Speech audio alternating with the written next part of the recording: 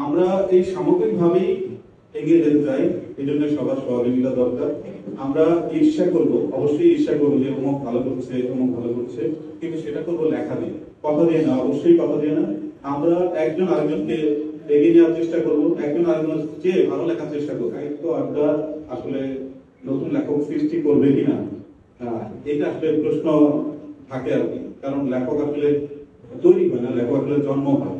রক্তে যদি লেখালেখি না থাকে, চিন্তা যদি লেখালেখি না থাকে, আসলে লেখক কিন্তু পাওয়া যাবে না। তো সাহিত্য একাডেমি কি করে?